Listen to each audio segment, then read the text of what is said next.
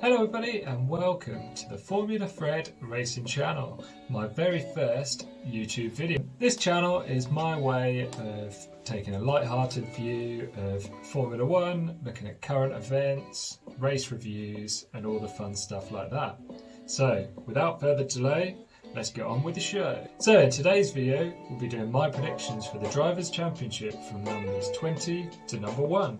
I will also be making some bold predictions on what I think will happen in this season, so be sure to stick around for that, because there's some shockers in there. So, number 20, Logan Sargeant.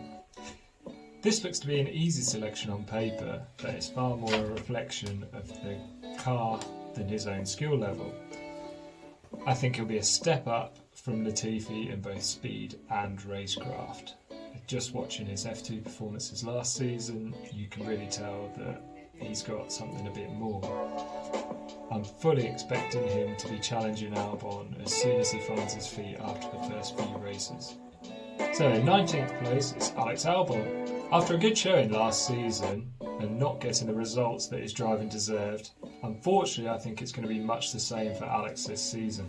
Having James Vowles on board will give them a good lift eventually, but I think it's just going to be too little too late for the Williams pair, and I just see Alex winning the Battle of the Grid battle this season.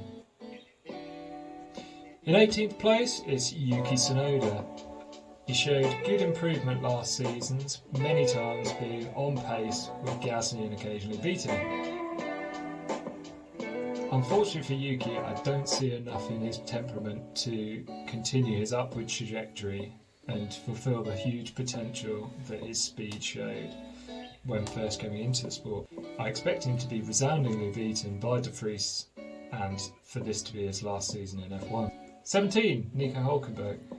This could shock many people with him being so low on the list, but I think the return of the Hulk will ultimately fizzle out by the end of the season. He will have some strong outings, giving us hope the old Hulk is still in there, and beat K-Mag on several occasions this season, but I think the years out of F1 won't have been kind for him in a full season. I think the strain on his neck would just be too much for him and he will struggle. 16th place, Guan Yu Zhou. I feel there'll be a slight split between the lower and higher ends of the grid this season, and Zhou will build on a strong rookie season by battling near the front of the lower end of the grid. There's not too much else to say about him. He'll put in some great performances, but ultimately the car won't be strong enough for him to showcase his talent again. 15th place, Kevin Magnussen. K-Mag will continue his run as an exceptional midfield driver. I certainly don't see there being another podium this season, but not giving any spoilers away, I think there'll be another first for Haas this season. Despite big money investment from MoneyGram, I believe the lack of funding over the last few years has restricted their technical resource and he won't be able to show his full potential. 14th place, Nick De Vries. I struggle with positioning for Nick, as I do believe that this is quite high for a rookie in a team that underperformed last season. That being said, I think he'll have a solid rookie year showcasing the skills that he used to become Formula E World Champion, and I think we'll see the birth of a new quick Nick. With Max in his corner in the Red Bull family, I expect him to very much beat Tsunoda this season and close the door on his F1 career. 13th place, Lance Stroll. Lance is a challenging person to rank, as unlike the drivers below, I think the car will push him higher up the order than his skill. With the first of the new facilities opening this season and the improvements made at the end of last season, I can see Aston on the coattails of the big boys and pulling away from the back of the pack this season. 12th place, Valtteri Bottas. There isn't a lot I can say about Valtteri. His speed and experience will outperform the car as they did last season, and when the situation's right, he will always pull a cracking result out of the bag. 11th place, Oscar Piastri. I'm really hopeful of a good show from Oscar this season. I expect he's got a lot of people wanting him to fail after the way that he joined McLaren. He has a lot of expectations for someone that hasn't turned a wheel in Formula 1, given what he produced in the lower formula. With all the top teams being so close this season, I think there'll be some good performances from him. I think we'll see at least one top 5, but ultimately his lack of experience at the top level will leave him just outside the top 10. I will now take a mid-season break before revealing my top 10 and give you my 5 bold predictions for the upcoming season. These won't have any context or explanation behind them, they're just 5 that we can tick across at the end of the season and probably have a laugh at. Number 1, Alonso to get his first win since 2013. Number 2, Haas will finally get a podium. Number 3, one race this season will have fewer than 12 finishes. Number 4, a mid-season driver change, but not Perez. And number 5, no one driver will win more than 5 races this season. And to begin the top 10, Fernando Alonso. Year 1 of the Alonso-Aston partnership will see big improvements on the car side compared with the 2022 version. This will lead to a few surprise results. Unfortunately, I don't think it will be sustained throughout the whole season.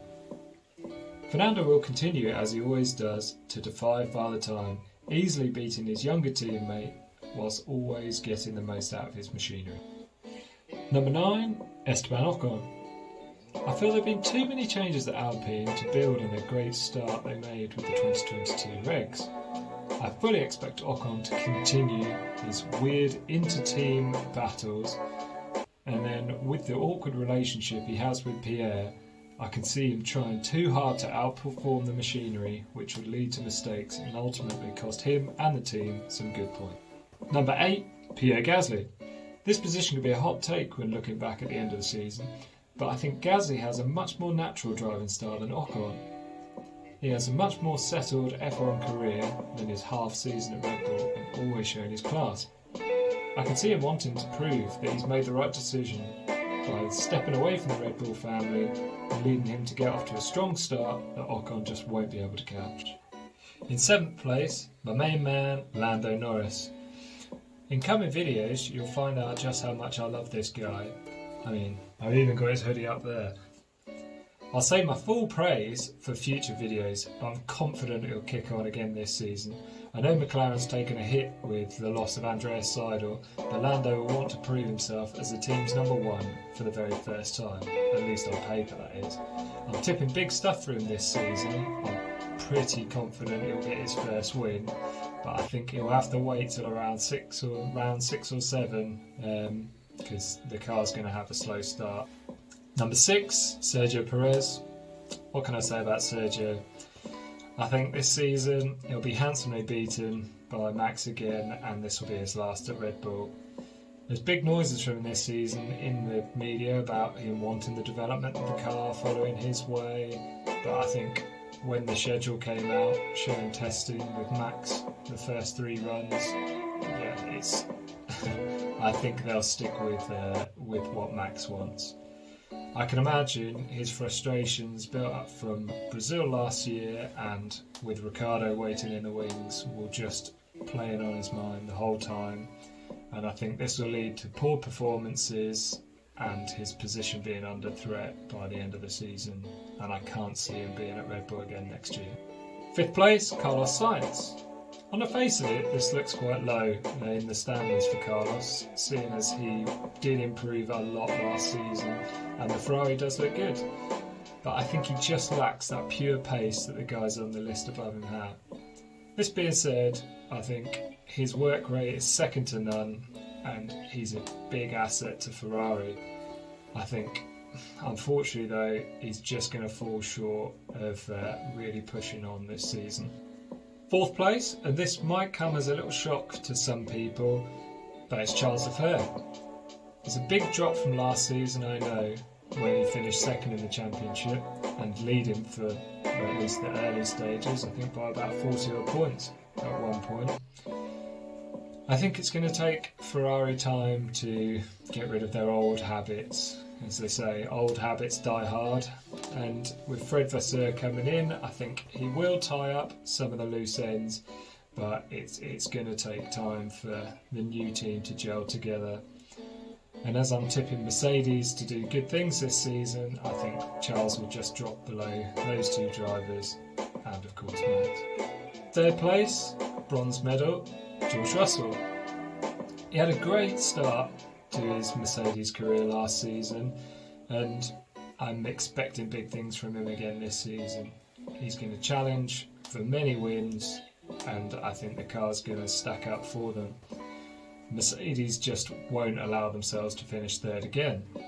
Unfortunately for George, I anticipate that his lack of championship experience will be his downfall in the last third or quarter of the season, so he's just going to fall off from that title battle. Number 2, Max Verstappen.